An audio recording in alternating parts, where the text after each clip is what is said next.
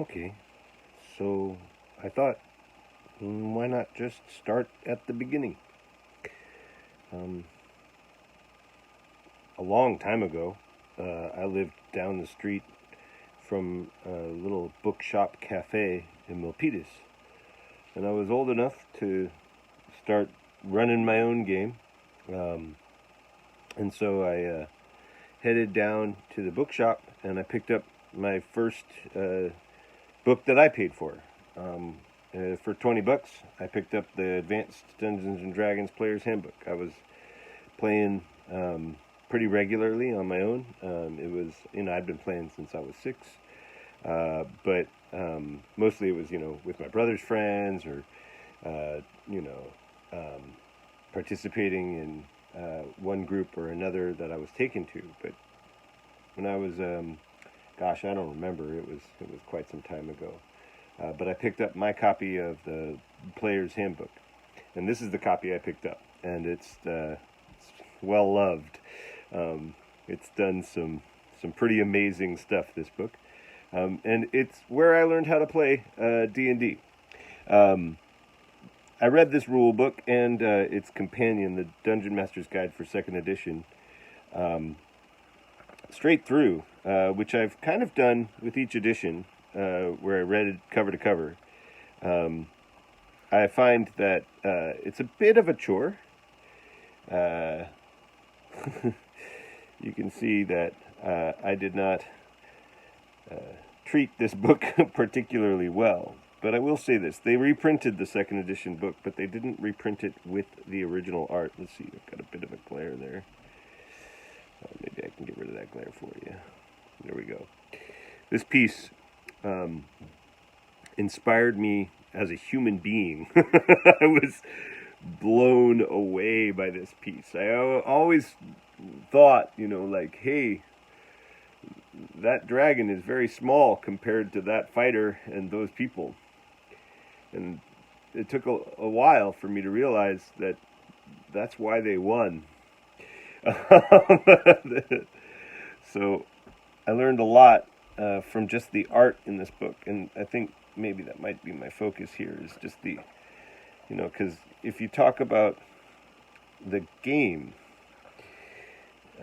second edition Dungeons and Dragons has a lot of mechanics, and when I originally started playing, I didn't understand why strength had, bend bars, lift gates, and open doors. But that kind of tells you the attribute modifiers tells you what you're going to be doing in a game, and so it was very evocative to me to have these very specific abilities attached to the abilities. So in this game, if I'm strong, then I'll be lifting heavy objects, I'll be opening doors, and I'll be bending bars like a hero. Right? If I'm very dexterous, then I will be fast. I'll be able to shoot good, and people won't be able to hit me. Right? If I'm really smart, then I speak lots of languages, and I have a good chance to learn spells. And if I'm really smart, then I just see right through illusions. I thought this was a great way. Constitution and wisdom. This is the second edition of Dungeons and Dragons. So things were really moving along for TSR at this point, and they were rapidly producing tons of literature, which they are often given a shit ton of crap for because they ran themselves right out of business, which is true.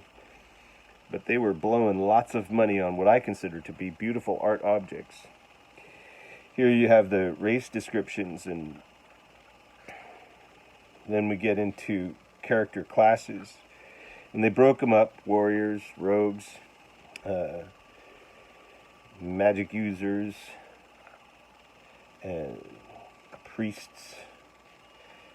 And the different classes, and having a class in your system, you would have druids and clerics kind of presented in the same time.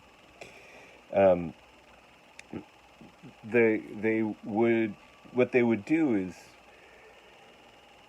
they present, like the abilities, they tell the player what you're going to be doing, what your character's going to be doing in the game that you're about to play.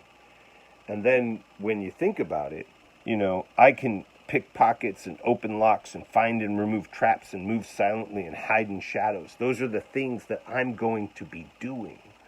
The fact that I'm, got 15, 10, 5% in each of those, it doesn't really matter, because what I'm going to be trying to do is those things. And maybe I'll get better with them as I go up. And then, if I can get around and get behind somebody, I'll backstab them. All of this information combined with this amazing art inspired me as just a human being. I was amazed, about alignments, and I was excited to read the next line. This is one of my favorite pieces. Let me see if I can move the glare away.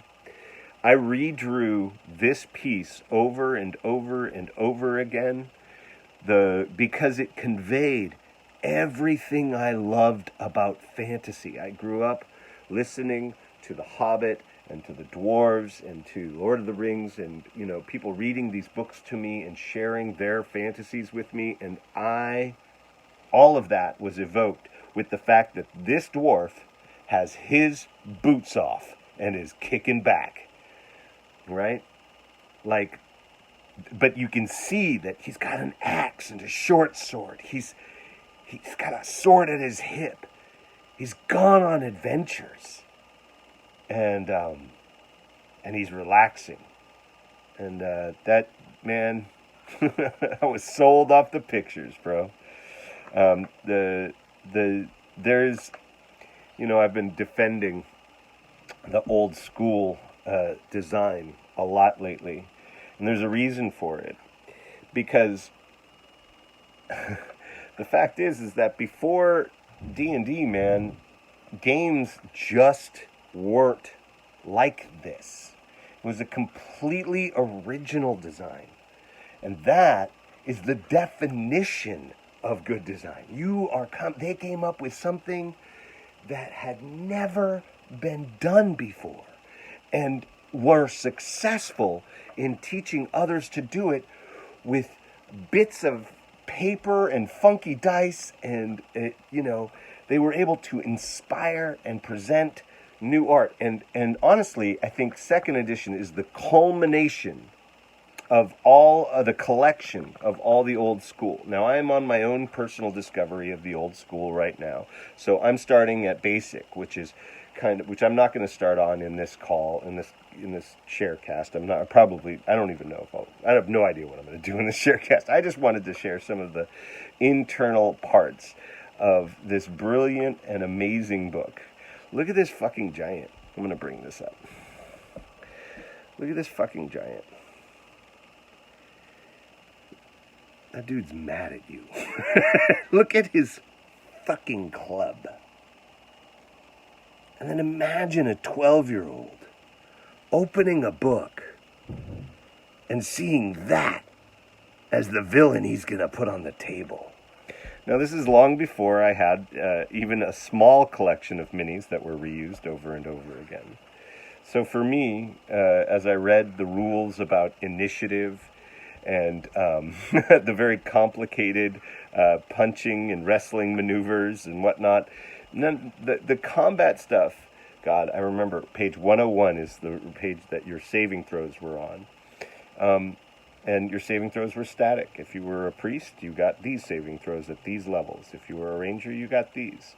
And you tried to roll over those. And that's how, whether or not you succeeded or failed was completely up to that.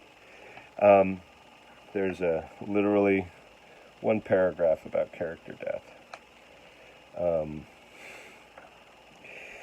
And then it gets into the different things, more things that you'll be doing. You'll be encountering elven nobles, and you'll be getting followers and defending sieges and, breaking down fucking doors. Could you imagine? For a 12-year-old, this is the fucking definition of fucking amazing. You'll be flying on flying carpets and there'll be beautiful women involved because it's fantasy, right?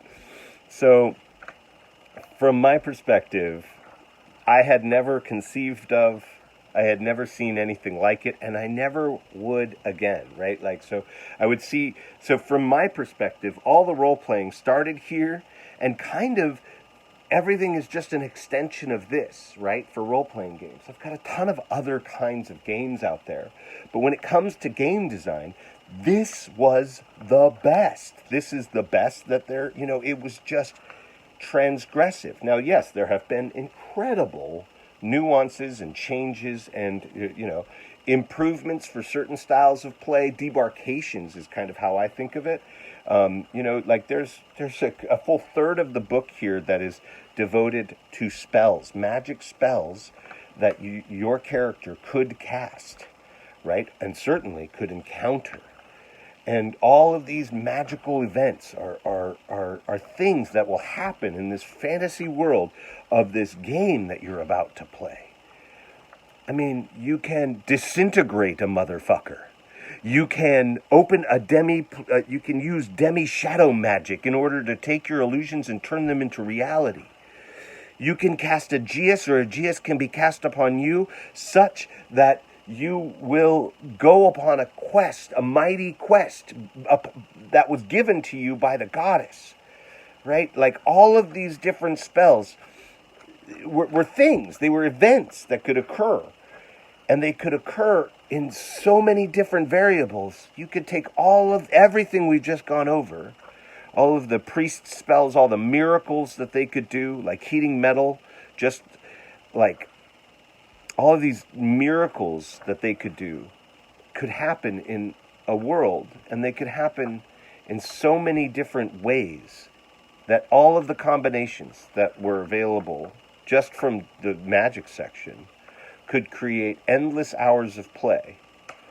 And there was nothing in the world like it.